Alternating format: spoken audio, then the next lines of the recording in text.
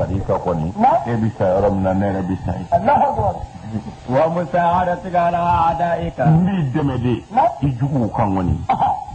لأنني مجتهد بمحبتك سبو عليوي كانوا كبوني يرو ومجتهد في خدمتك جسر ليدو إيكا بارد دينيالا نيكو ميمبا الله أكبر وقال علي كرم الله وجهه علي قاما من أحبنا لك بحبنا نعيما نما من يوم ونغانو iti foi soro an ganna alaka alijina ko wallahi ta jahima wallahi ni ma min yi an bunu sara shito ti ni janamete wa kana allah bima qada aliman ngai ka don bale ma ke min bi ke ani min na ke ka do ala ba benye do ayo de foche ako min gara ni min na ke ka do ala ba be do irji ya warakata min ni fay baraji dafara e ka tiki la ansali bika wallahi ngalina alala e fe genyonya o kine ka toro ni afale bi ma yeni yere minge ibaraji banon na wallahu a'lam bima ajmata ngamin bi kono ala bado wallahi وجزاك الله عليه نياني على في على كي سرا إنني يلا الله أكبر يوم الدين الله بارا بيجا كاي يلا بمنا نقطيو على كي سرا نيا ديليلا أبي سوري ما يمان كنا عليه كنيا ديلي على في يني إنني ميزري على كي سرا إنني الله أكبر نلا سرانغ نلا بحلك نعم يوم الدين لا ردو يوم يقوم الناس لرب العالمين دومنا أدم الدوم بيوليك جو علي فقال وركة يا أبا الحسن وركتك عليهما إني ما أتيت حتى استأذنت رسول الله صلى الله عليه وسلم في المرافقة لك إيه تسكى الزكي كوي yani ngana ndara zara kira la ngonye ni de alama mini deme kira ko ngana Allahu akbar o kay yamaru ko fe nti segi bless Allahu akbar na sigi daka wallahi na wal masiru ma'aka ani mbiti fe ko ni nyo foi wajena wal muta'adati laka ala adaika ani ki deme ala jugu kan nyo be fo kira ya sona Allahu akbar ثم إنه لها عليه في سؤال بالمخادعة والله نافقين يتالي ولا يا عليك أكو فونا تيفيدي نني ما كنت تيجي أبدا كنا ذكر يوم بس إتتاكلتو إبي سيارة منا نرى بسي الله أكبر ala ndefo ako nasiku data gole ako mo ni nasiku nana efe ubi fo foli chogola nere ala mi foti ako ngai ka do ba fo ku kale na ko de ala ka kirai ngane ala kale na nasiku yegalo ndiga lawdi nere ngurane ayen la je kaba ko baba ko no nana ube fo fo chogola nere ala mi foti Allahu akbar wa muhammadu o nasiku manana ikado nasigi nunu ne umna foku damba la ko e ala ka kira ngane ala kale na uye mi gonga lodo me andamba le ala ka kira do me ala ku ye mi gonga lodo muhammadu ye kira e koy ku ye mi mbu ne ka mi mbu dusu kuna otodi wallahi hezra otoi mi mbu kono otoi ulo de fo na ومع ذلك لم يخف عن الإمام ما أدمره اللئين نافقي نمبقى في أما جناي فيو سيدنا لي كلي كوكا دانا مما دسكونا أما سيكي كبوكا فيو هل بي النسر ليدو مبتوكا كوا مبافا فأخذ هذره منه سيدنا لي جاندو نيرا لا كي أكاد لو كي باي وبنيو في ngali jambayir sabu dandala na walla anu ila nahiyati min at-tariq sinna li na sira fangilefe ale be sira fangilefe ubitama wa masalahu bil masir ma'ahu ninga soroka jenaye ko anga tasa wa sara mutabaidan anhu nam wa adu wallahi la janibihi wa lam yubaddil shay'a kafri mbano fe sembara kafiri sembara ya tukumba ko Allahu akbar na faqala lahu al-imam ako yorola sa sinna ali kwama إن كان ولا بد من صحبتي فلا تسألني عن شيء amma dallu kelen wani be mbo nyini fe ni ma jeni segiliye ku fi kata ne fe mba nyini fe na nyi sramne fuka tanze kana nyini nga fuila حتى أحدث لك منه ذكرا fonnere mi fuye nyerema kana nyini nga فأجابه ورقة إلى ذلك waraka ko no dama do njembe no yidi anga tabro ne be ka tishili de nyini na قال بأبي وأنت وأمي akungale na vala animba وكيف أتعرض لك في شيء وأنت من بيت النبوة chugodi ne bisonga aliyu nyini nga fena walma ki soso fena kasoro bora kiraya dude kon ngo qur'ana bi jingaw de kaso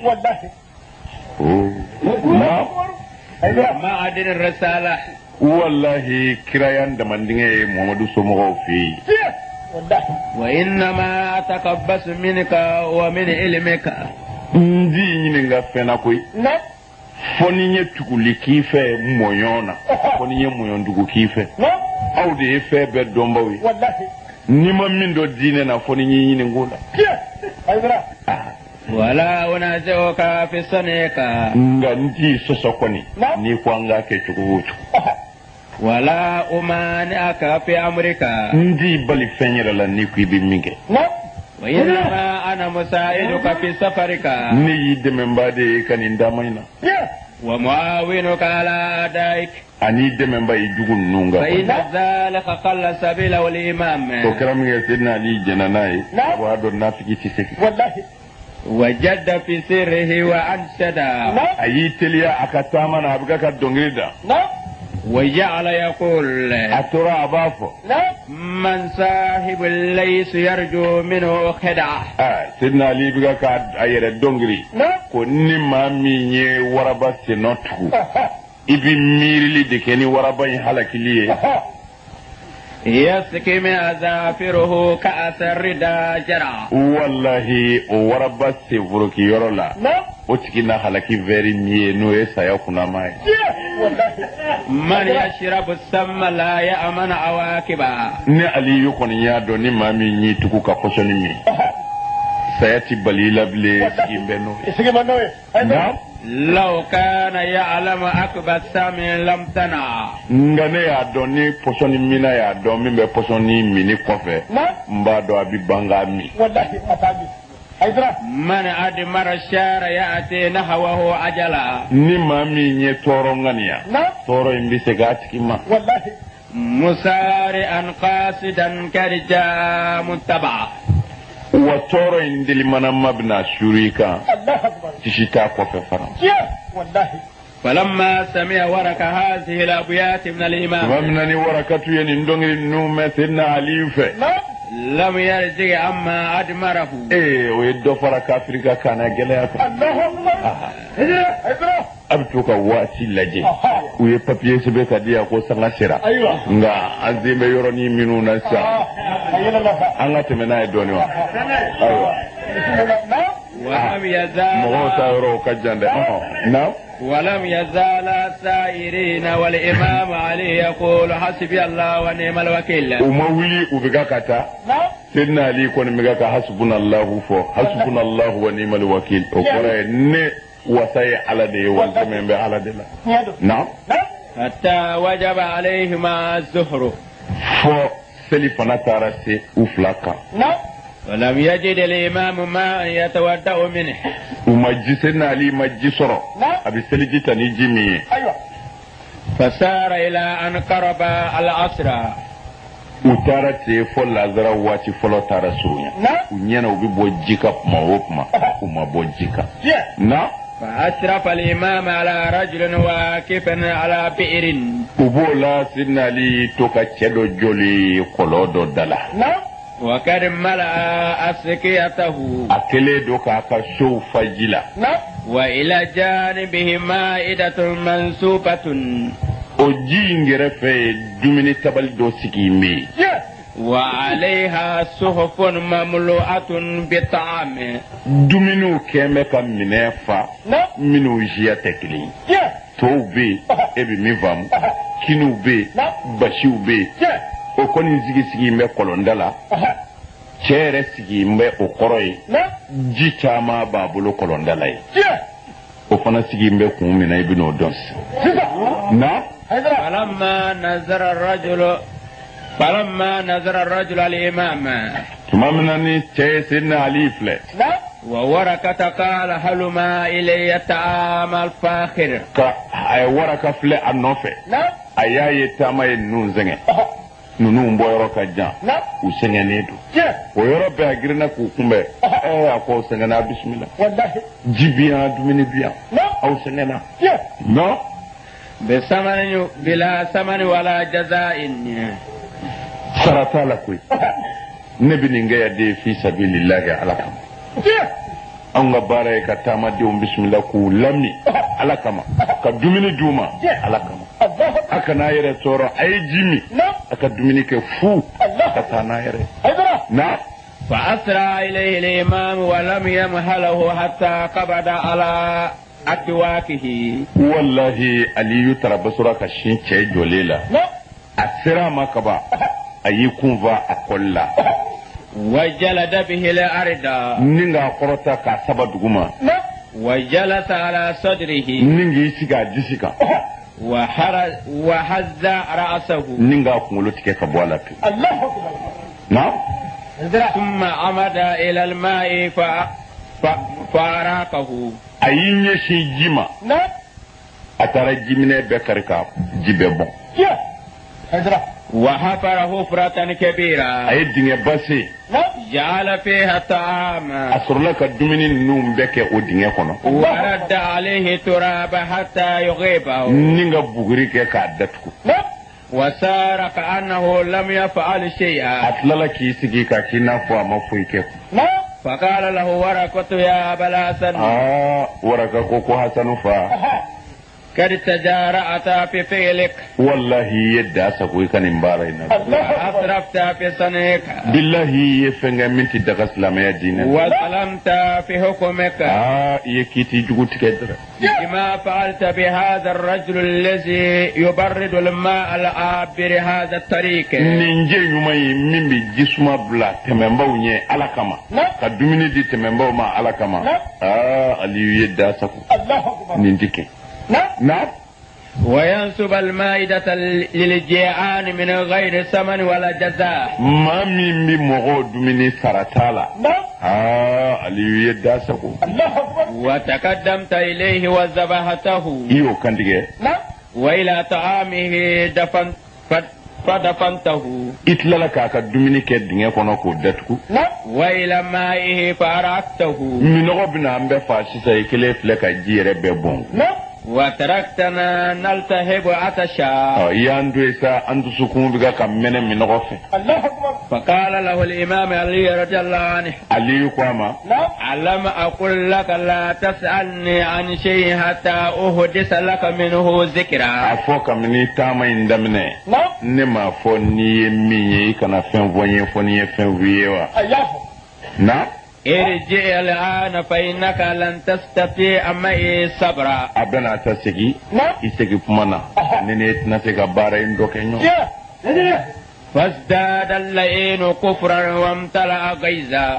والدفر كافريكا أخجننا نا وقال في نفسه كيف أرجع وأودي ابن أبي طالب أكو والله إنغل نانغا بولو لانتسكي بيتوكي كودي فنجي نتكي يرمنا أيو ميراكم نا وحق اللات والعوذى لا أرجو حتى أقطع رأسك ندي سكيو نيما نقولو كون ديغي سكي توكو تنينا وأمضي بها إلى الملك الهدام نمينغرا مينغ ناني تشما بين أكو أوني ما باوي كرايا سومغو يا أوني أون دي تنيوليك ni mama mi vamu mo de fam ako ji ni dumini ni to nyedo mbo nyefu ya nga faranyon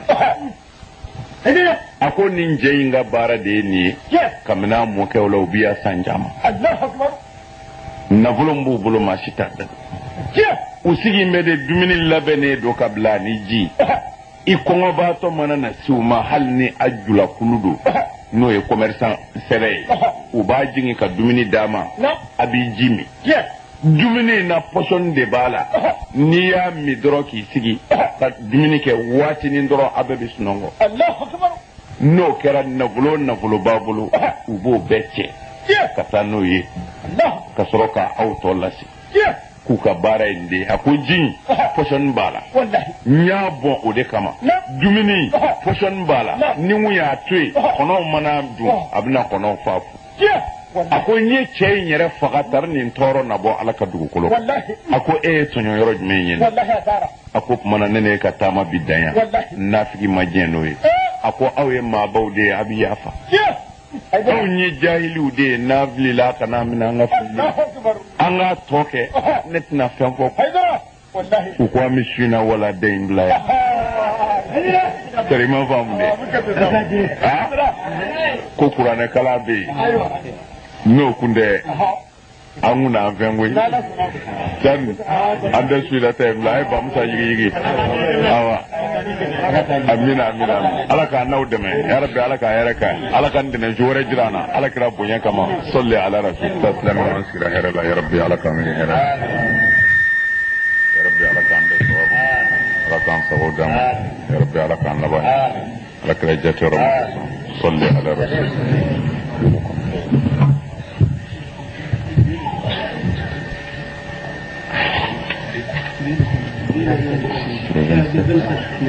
Aïwa, alhamdulillah,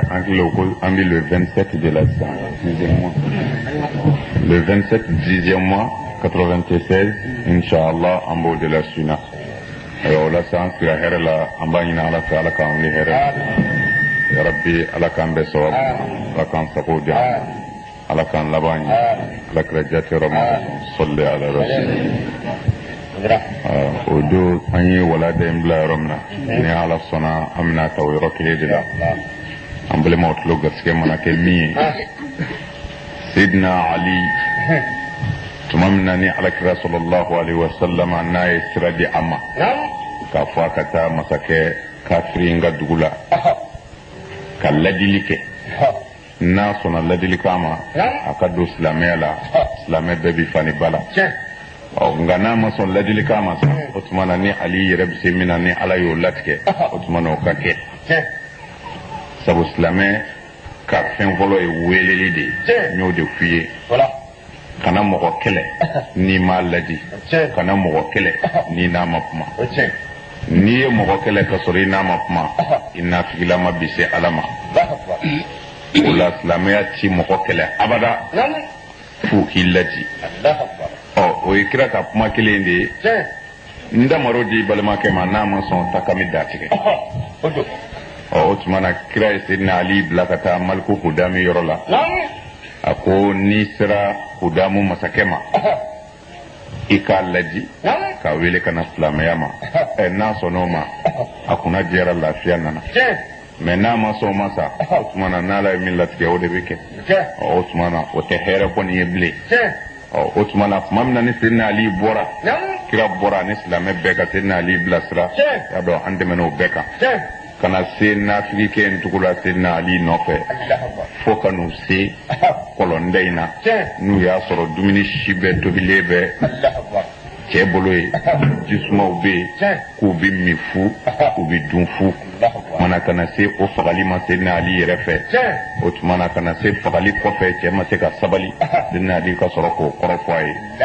an ye wala dabila ye nka Jamilu maa min na ni kira ko ni maa min sera ka taa ni nin bataki ɲɛ ka taa di kafiri ma n bɛ alijinɛ sangaya ta a tigi ye o de la Jamilu ko ale bɛ taa ni bataki ye u ye bataki di Jamilu ma o kɔni bilala Seydina Ali ɲɛ sa Seydina Ali wulila o kɔfɛ sisan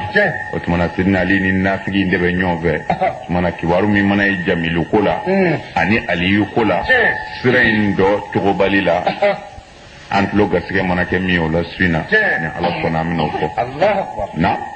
bismillahi rahmani rahim an y'an sindi ni setigi ala tɔgɔ barikama ye ala min ye ko daminɛ n'a bɛ ko laban ثم الصلاة والسلام على أشرف المرسلين محمد بن عبد الله n'an bɔra ye an bɛ sɔli ala ka kira kan n'o ye Muhammadul Bashiru ye an bi solli naziruka an bi solli sahibul haqqi an bi solli siratul mustaqim an bi solli kira labaka kira wɛrɛ tɛ kira min kɔfɛ bilen kuranɛ ko Muhamadu kɛra kiraw dafa ye ani nabi ɲumanw na qala rawi n'an bɔra ye an bɛ sɔli a so dunke ɲumanw kan o kɔfɛ an bɛ sɔli a ka sahabaw kan minnu sɔnna k'a ka siraw minɛ a ko kitabu walafiba y'a fɔ thumma inna imamu ali radiyallahu anhu a ko i k'a dɔn aliyu sara wa ma'ahu waraqa a y'i kɔ don warakatu nafigi ndugunba nɔfɛ ila waqti al-asr min al-yawm ath-thani fo ka taa se u ka taama tile filanan lazara ma fa ashrafa al-imam ala hawdin mamlu'in ma'an o b'o la Seydina Ali nana se kɔ ma n'a fɔra hawdu o bɛ n'a fɔ kɔ walima i k'a fɔ bazɛn ji kɛ bɛ k'a fa wa bi janibihi masjidun misiri dɔ bɛ bazɛn kɛrɛfɛ qad tala'a an-nakhlu ala judranihi o tuma na ndamarujuw yangalen don o kogobolow kunna wa idha bi shaykin kabirin جالس إلى جانبه وإنه جارية حسناء أكو ويرى سيدنا علي تمامنا أن النافي كان بنيوفي نو ننسي قدينا والما بازندينا مصري جومب وكرفي تقرب الشيجدو وبه مصري دينا أني جوم مسو نيمانين دو وبا كرف وعليها أنواع الزنا مسو يمبرلي دو مصري شبلا لما وصل إليها الإمام أقول ممنا سيدنا علي ننسي أما قل منطقته ويربي أياك تسري جلفني ووضع سلهه أياك بمربلا وأخرج زنادا كان معه أي تنجبوا كرلا وكمبا بلو والميكا فكربو دوكو بريكي والما المتي وقدها منه النار أي تسمى منا أولا وألقتها في المسجد نينغو كيرو مصري كونو فاعترق سريعا كمصري بيجيني كابا ما فهمودي على كل إن المساجد لله ko misru yene ala de tay fen wara ci bato misru kono ne alati ay otake andilla ka kuma misri ko hakew kan o tangaw ni mbonday na fara yoro kana na janya ngi ka do misru dilla ka jini ala kira refe sallallahu ta'ala alayhi wa sallam misri dilla ka ci ala kira fe Qur'ana ya marudi ko ka masjidi dirare ci ka jini nyame shu olu de bitafla kono yi bo ni nyegene ubi ka misri kono fo ka sa se jien wilima ko misri ti wuli ka joku ay otake o munyoke sabu a misri ala ko amajo ale ala kama amajo kira kama a jora yere jirani yere bunyan islamé o farali ka bo nyona ani ka ala ka dine kele ko misri njoro de kama o la jenna so shubi fla kono wa misri be nyena min jo kun te setigi ala ko e fo parti la pasa misra ka jini o mi ma se ka jini o abe o hukumu kele ala mago tashi batola temeni wala de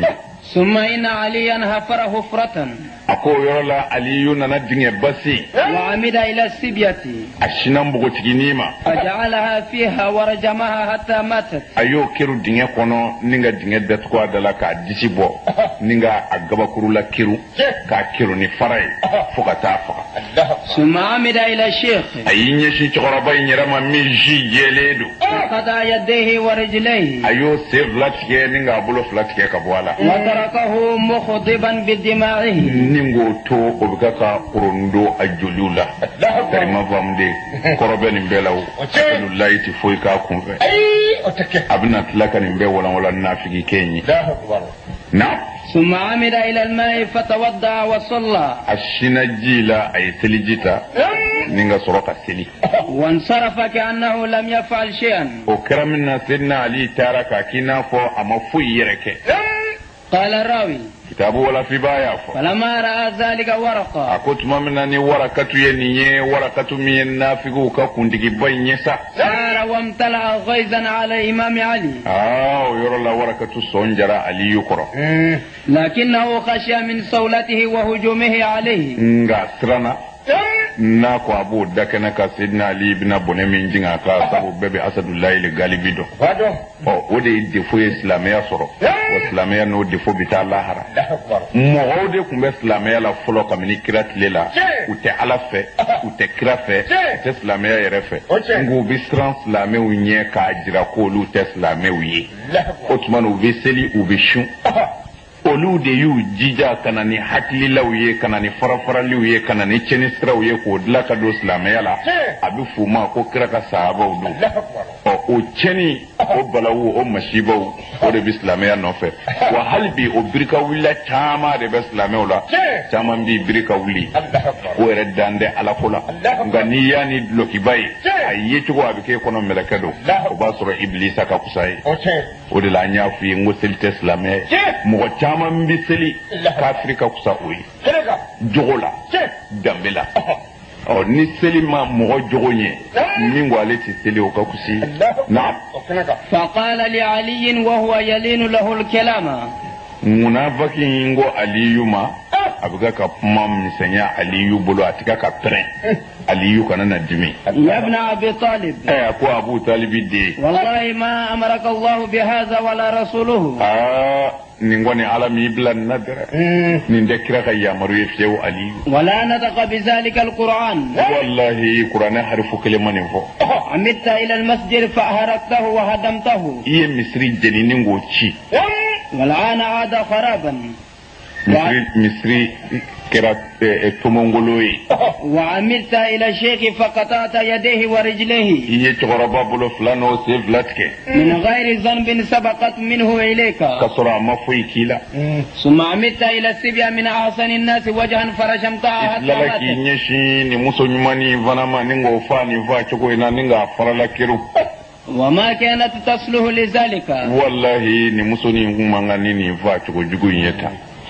فتبسم إمام ويرلا سيدنا علي أمويا ميانا وقال أكو والله نغلنا على لولا أني أريد أن أظهر لك بيان ما رأيته يمني ناصر لمودي فيكو دي بانيي وإلا كنت عجلتك بروحك نغمو بتلياني ني سيسا على باكرو جانا ميكونا كومي يمني يعني كان تغماني ولا جوكو كي mbi munyi yola tarno qorof ye nyote no kunde ba muru nyekile ngumbi ni bla jana me kono ska fuitala وعارتني في شيء لا تعرفه ولا لك عليه طاقة wallahi yezo sofena ete femi jido adonitila ولكن ngasa أسامحك mini jurudo ela وامضي إلى حال سبيلك temeka srafe ولا تتعرض لي kani bala minene aliyu nyeku فأهلكك no kerambi makosa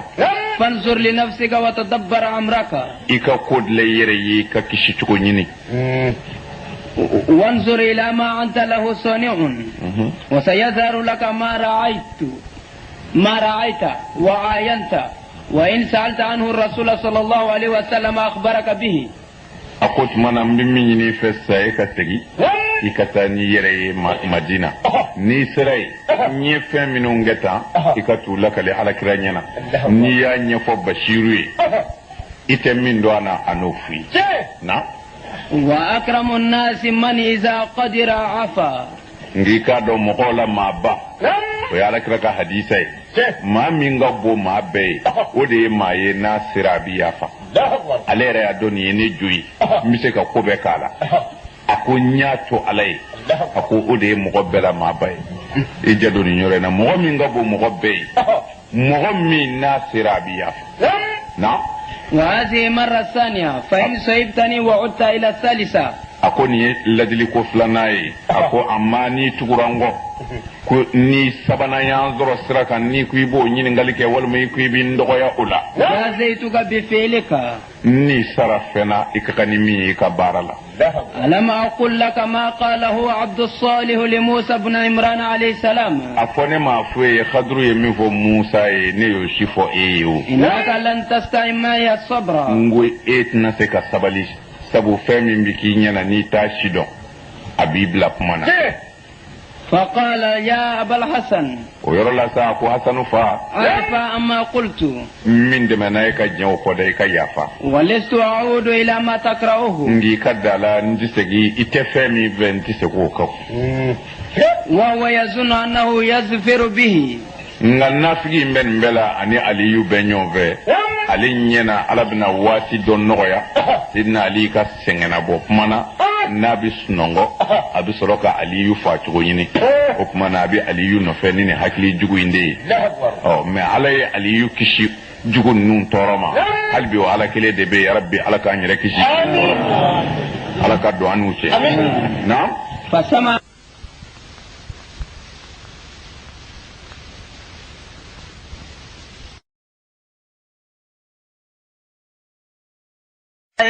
ومولي افلابغا كاتا إلى غروب الشمس فغتا سيتلي بنيما وقرا يوبغا كمالكو خدامي جمانا دي ما غوينتا منا تلينا نبي وتنيون فيو تشولا فبينما هما سائرين إذا بواد أكون أنا سيكو ديني دوما فيه ماء جيبي وبجانبه حظيرة وكلم بك نغفر دو وتقو مالا على بابها عبد عظيم الخلقة جنبلي بلي دو بحزيرة تندلا أحمر العينين أن يكسف لا قبلي فلما نظرهما تمامنا نايولو فلا قال للإمام أكو عليهما عيدلوا إلى هذا المنزل أين ننسي نغنويا الراهب الطيب بسم الله ليدو هير لا يا فقال ورقة عندئذ ويرى لا ورقة كو اعدل بنا يا أبا الحسن إلى هذا المنزل أكو عليو أنتا سقنا فقد ولى النهار وأقبل الليل إكادوت لبنا وشكرا كبا فقال إمام إن عليكو سر ولا تتعرض لما ليس لك به علم كما أنتا إتفمي جدون إتفمي دونيتيلا كان يردي وما أنتا فقال ورقة تقول سيدنا عليما والله ما بك إلا خوف من هذا الأسود عليو في سرانين في مني حيث رأيته يطيل النظر إليك كما أبغاك يسبق رفلة إسرام باني ودلا نيوتي لا في يرد داي ينغني نعم فلما سمع إمام ذلك أقول تمامنا سيدنا علي نغميمة تغير وجهه أن يدا يلمنا وقال لورقة أقول ورقة ويلك إتاويو أمثلي يفزع من عجد والله أفوني نيونا بجاتك أفوني نيونا بسرف في ماني والمجمع أو تنا علي نعم ثم عطف الإمام ناهية العبد ويربي سيدنا علي يشي جونجيما فلما رآه العبد مقبلا إليه ممنني جونجي علي شندو ياما قام ورهب به أولاني علي كمبكا بسم الله كاتاري وفتح باب الهزيرة أي أكمنا جردين غرونا إندايلة فدخل إمام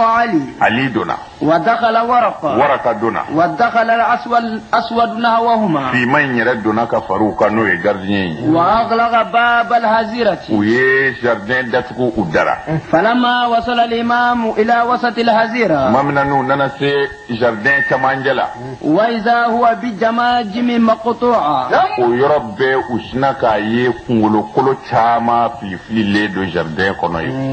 فوقف الإمام ينظر ويفكر عليو يجو أبكاكا كونغلو كلو نوفل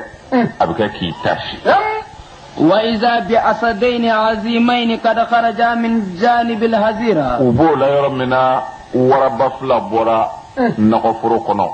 كشي أما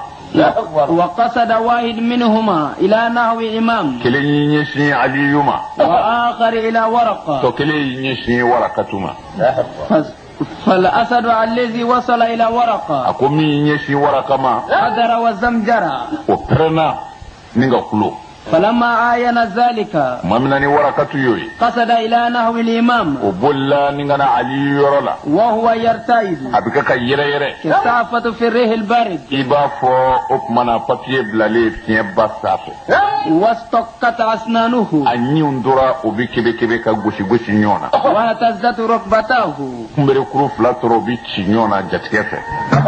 وهو ينادي برفيع صوته أبكاكا ويلي داناكا كروتالي أدركني يا أبا الحسن نقوم بدرن خالفتك فهلكت والله ني سوسو حلكرا فبالله عليك خلصني مما أنا فيه بمن عليهم ببنا من ينجشنا ولا تؤاخذني بسوء أفعالي كنانغا ولجوين جتمنا ده فأنت من أهل الكرم والجود أو يما بوي عن فنسرتكيو فعندئذ تبسم إمام علي ضاحكا من مقالته وكرمين سيدنا علي يرلا تشينغ مانا لم يلتفت إلى العسد هلا مي كرف لك وربين نجا حتى إذا اقترب منه فاس وربين نصرنيا علي لا تمامنا صرخ صرخته المعروفة أسر لك كبرنغا كي الدومني برنغا مي فتضعضع العسد من نوبو شدتها ويلي قصيحة الحاشمية سيدنا علي كمانا أو بريك فيون فينا جينا إنو بينغو كليك على فوني دوما نعم أقول مانا وربا ينزل سيدنا علي فاقنونا علي برنانا فتضعضع العسد من شدتها نعم ووقف مكانه ويرب وربا جاتكرا نينغا جوليتو أجورو لاتيكيكو وخمدت قوته من صوت إمام علي نينغا فانا بامبيو عليو كبريبه وجعل إمام علي ينادي عليو ترابافو أنا البطل الصبور ندي كلاكي من زبال ليدو كلاكنكا أنا ليس بني غالب والله ني بني غالب ديونغا وربا دي أنا علي بن أبي طالب ني أماندونا ني علي بن أبي طالب ثم وصب إلى العسد أسد الله لغالبي كوني قريشو ولدو على دي فلوي بياكي على كرامكو وأنذر عشيرتك الأقربين محمد إبالي مسرون ويلي فلو كان سلامي ياما وكو دو كراي تشبي ولو بلا برا نيونغا أفاو أبناكيو أفاقربو أقركيو أبالي ديو أبنجي ديو كراي تشبي ولو بلا برا نيونغا دونغلي أي سلامي يجرولا كتابو تيجي كو أدو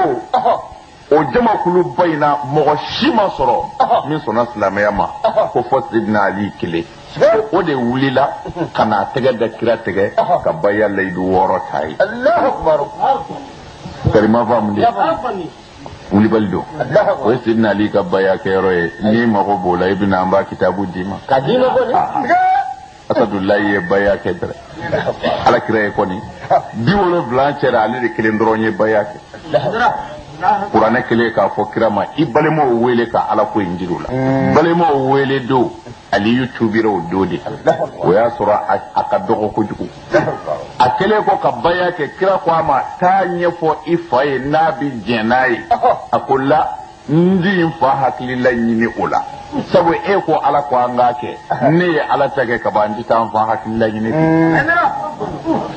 Ali ibn Abi Talib amin baya dallu o kacha ko jugu na membi ku vi bodron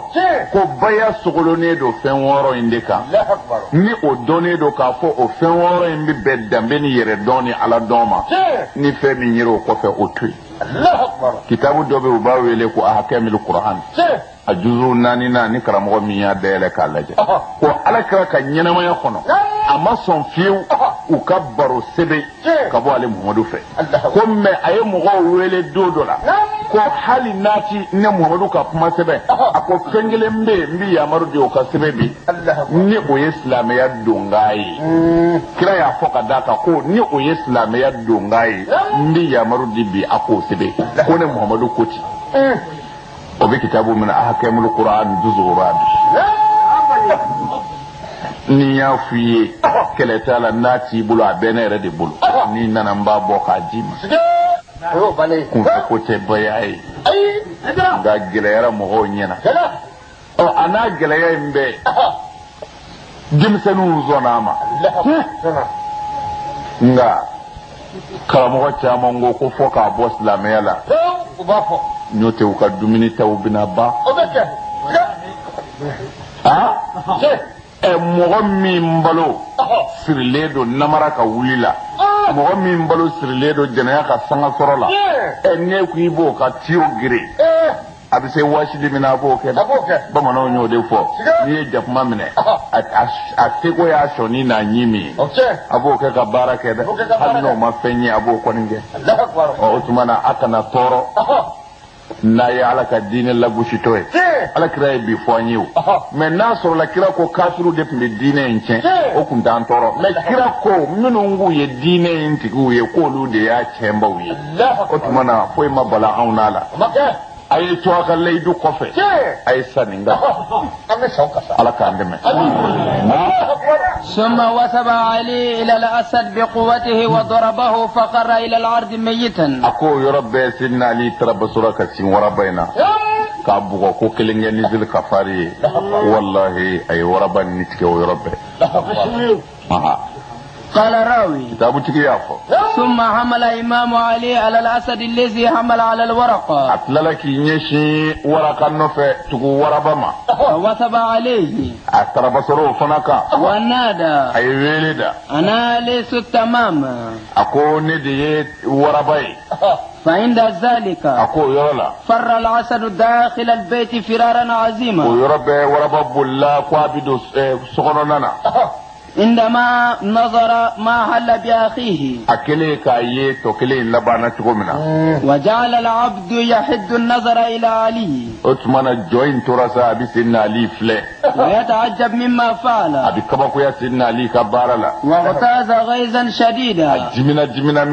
حتى احمرت عيناه فجرد صفيحة هندية قدم إلى الأسد يهرده وهو في شدة غيظه وزفيره فهرده على علي وعمد الأسد إلى إمام علي وعمد الأسود إلى الورقة يريد قتله قبل إمام علي فقال ورقة للأسود ورقتك للعبد جوما مهلا عليا وكفيت شر العدا فإنني معين لك على أمرك ako ne yi dɛmɛ ba de yi ka koyi na koyi e bɛ aliyu fa yɔrɔ ɲini wa ne yɛrɛ bɛ aliyu nɔfɛ a mɛnna n b'a fa cogo de ɲini o tuma na sisan ne sera so na wa فإني من أكبر أعداء الناس إليه أكو والله علي لا جوكو دويني ولم أصاحبه إلا مهتالا عليه لعلي أجد منه غفلة أو فرصة في نومه نما تقوى على فيو فنيا دبوا كما ديتر نفرا ما قصنا ولا ما كان ما دولا فأقتله نو كرام بافا وأقطع رأسه وأمضي به إلى ملك الهدى ما كنقولوا تجاه كتاجر ملك الهدى منا وأنال بها المرتبة الأولى نينغا تابوني قرطة لانظروا نو يكوني والآن أتينا بعدو الملك الهدام وأتوينا إليه في هذا المكان فنكون شركاء في قتله أتمنى إيكا نتوي نيني كفرانيونغا قال يوكو دبلايا نيني نفرانيونغا كتانا كنغلوه ملكو هدامي يورولا نبوني ميزورو لولا نجي أولا na ni bonya mi zoro lola abi je ola oti ni qissa indamai ne akilla o fiiliya o sabatira islamiyya kono madoko kila deum be faga domina na modin no ye Husaini Karbala o do kira ka demaya mbe mo bi wolo blani ko meslame sellaw de yo entouré ka be faga kelengele taru na place soro Yazid ibn Muawiya tayo o kira ka demaya joli de bon minu nye kira ka demaya joli bon sabo ya soro mo be kira ka demaya de nofe ka fo ala de ye nimbo kira la o tumana kiraya du ko ni ngono billahi foyti boy fo bilebele baw mana mogo kumbi tuku kira so mogo la ola parce que kira era sato kab yana akasa yo de foslame we ako lara do ne modu bitaka femvla to aw bolo qur'ane anne modu bonaw la harambe ala nyininga nasro la yim bonaw keti komna ba o bona mi ni kira yo khalfa islame nyuma mbe bi kira bona bonye mais no tara nyedu nebi masakɛya ɲini kira somɔgɔw masakɛla ma don sabu silamɛ bɛɛ ka masakɛw don bon a fila bɛ se ka baara kɛ yɔrɔ kelen wa o tuma na fɔ masaya dɔ ka ben dɔ ka jɔ o tuma na hakilila de nana o la ko kira somɔgɔw bonyali ye haramu ye ko tuma na mɛ masakɛ kɔni bonyali o dagalen ma faamu de hali n'a ye hadisaw kɔnɔna lajɛ hadisa dɔw bɛ yen u b'a fɔ ko alakira ko a ye masakɛw bonya bɛnkɛ b'o kan mɛ alakira somɔgɔw bonyali o kɔni kɛra haramu ye o tuma na kabini yan i b'a dɔn o silamɛya jugu kelenw olu de bɛ silamɛya nɔfɛ fo diɲɛ ka wuli u tɛ fariw la u tɛ s'u la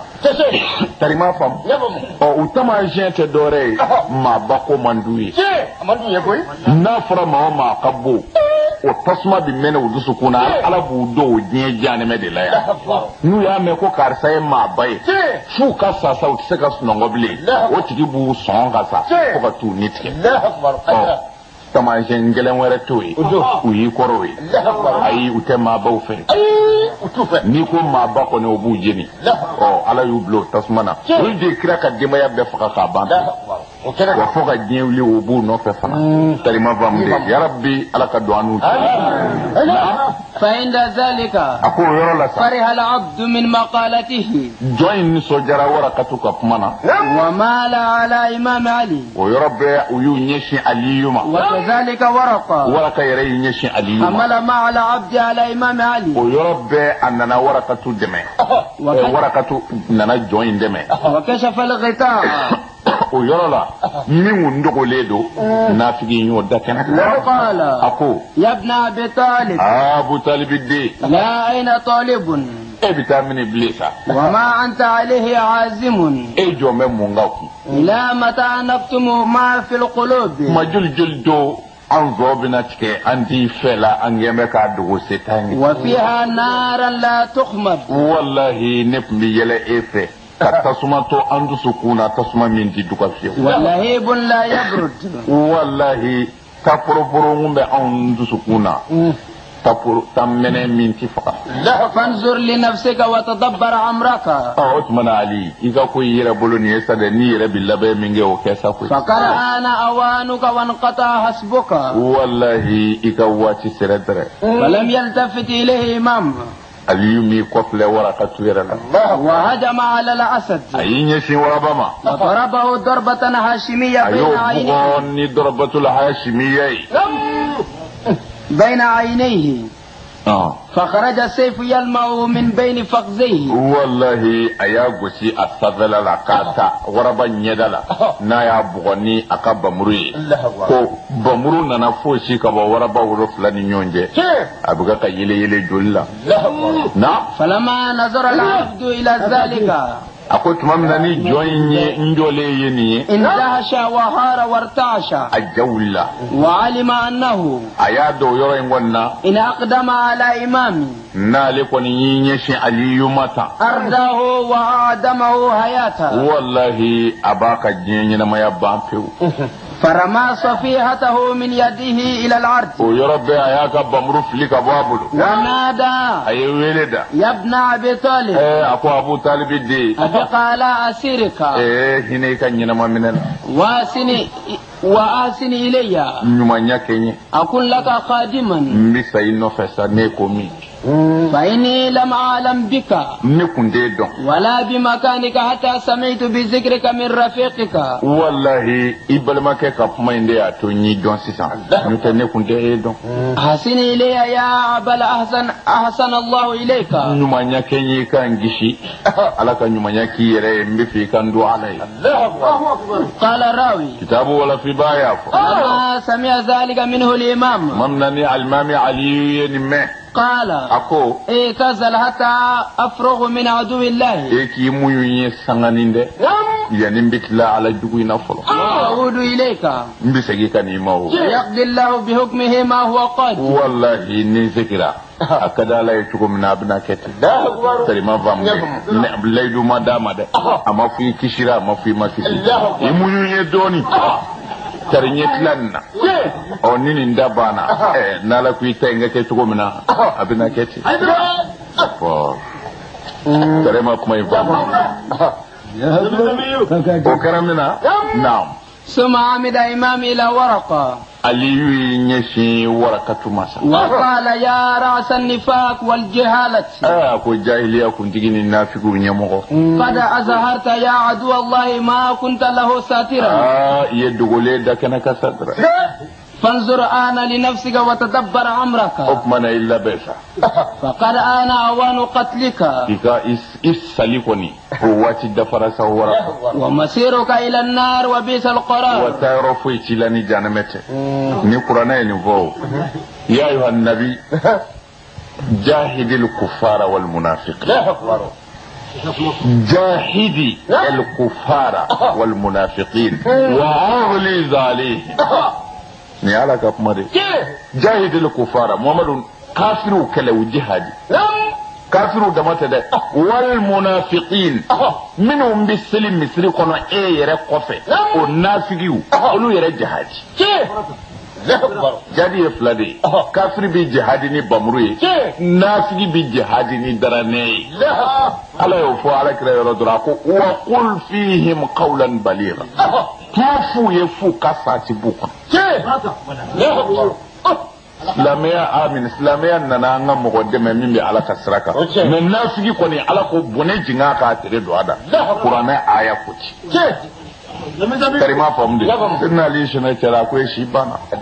ndi fa wi bita janame kono fa na summa nada waraqa o yoro la sa waraqatu ye weleda wa abi talib ako aliyu sa'altuka bi haqqi muhammad ibn ammika ako mi mani muhammadul bashir ye no ibna keddi lama abqaita alayya wa ahsanta bi karamika ilayya itani ndonawa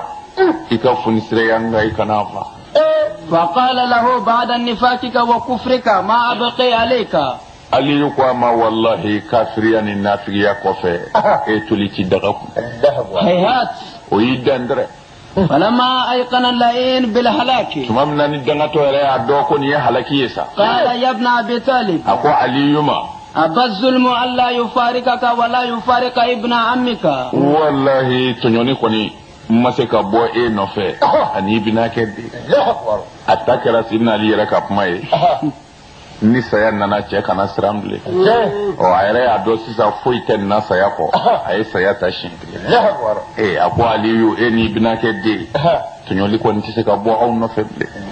na فحدثني عما ظهر لك في طريقك nga yeni kan va ye mo tonyoli minge mi fe ko nyefoni من سوء فيلك مما لا يرضاه الله ye minge nati ja ala refiyo ثم افعل ما بدا لك ni tlalo la fun fe ngaji ye ni waraka labenidu واعلم أني أشهد أنك وابن عمك محمد ظالمان ساهران ikadala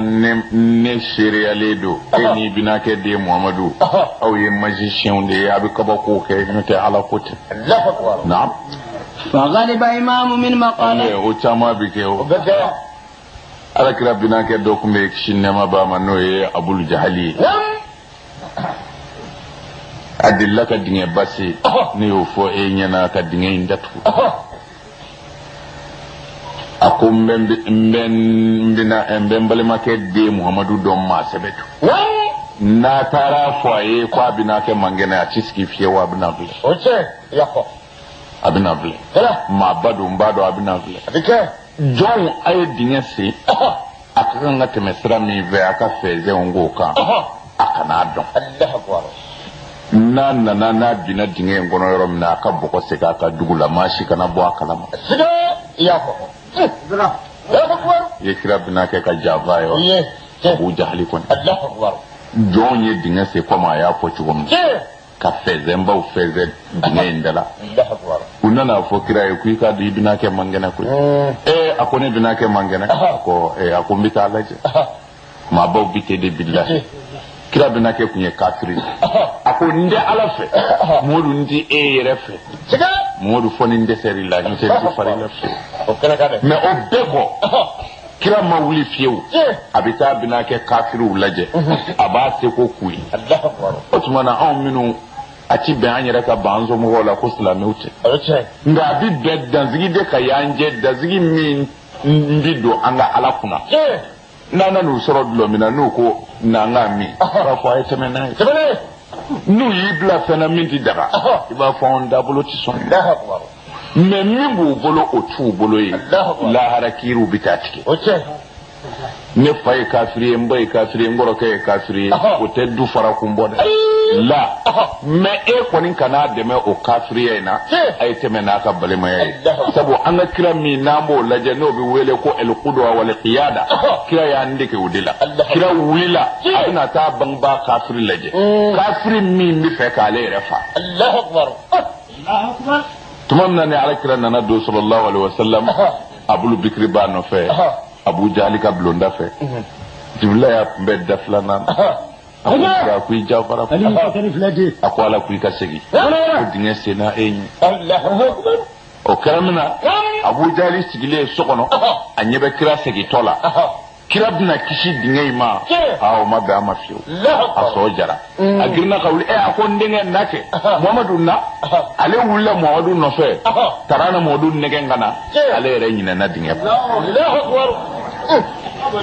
i y'a ye o yɔrɔ bɛɛ ale taara suru dingɛ kɔnɔ n balimakɛ dingɛ bɔra Abu Jahili ka dingɛ na dingɛ kɛra Kufratul Malakuti ye a kɛra ala ka dingɛ ye ale bɛn'a kɔnɔ n'u ye jurukisɛ jigin jurukisɛ janya mana bɛn min ma dingɛ bi dunya ka se o ma fɛn o fɛn ka jan o ye n'o jiginna dingɛ tɔ bi dunya ka taa fɛn o fɛn b'a bolo sɔrɔ n'o file valala a bi jigin o ni dugu cɛ a ko a ka jɔn ma a ko n y'a ɲɛ dɔn a ko aw ka juru tɛ se ka ne bɔ bilen o a ye taa n denkɛ nɔfɛ a k'a fɔ a ye ko a fa bɛnna dingɛ kɔnɔ ko ne ko a kana u taara fɔ alakira sallallahu alaihi wasallam ko i bɛna kɛ bɛnna dingɛ kɔnɔ dɛ a ko dingɛ yɛrɛ kɔrɔ kira n'a Abubakar nana a ko n bɛna kɛ mun y'i bɛ yan a ko n bɛna yan a ko i b'i n bɔ cogo de ɲini a ko n'i y'i bɔ i na sɔn ala la wa a ko n denkɛ n'i ye n yɛrɛ ye kɛnɛ kan n bɛ sɔn tɛrɛ kira y'i biri o yɔrɔ bɛɛ k'a ta tɛgɛ ma k'a sama k'a jɔ a ko n denkɛ a ko an mɛnna ka jinɛmɔriw ye nk'i ɲɔgɔn ka dɔgɔ a la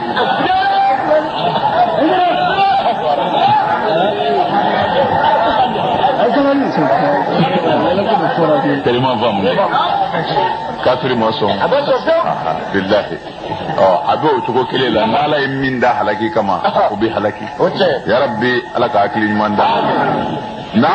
قال الراوي كتاب ولا في بايع فغضب إمام من مقالة ورقة غضبا شديدا ورقين ميفو نيا علي يفجني وما بأسد الله المدر وقال أكو يا عدو الله يا على الجو إن الله تبارك وتعالى أكيكادو على من ذكر تليدو قد باعد بيننا وبين الظلم والعدوان والله علي أو على البيت يرجعني وجعلنا من أهل الكرم والإحسان آتانا من العلم والتعويل ما لا تعرفه علي أنصن دوننا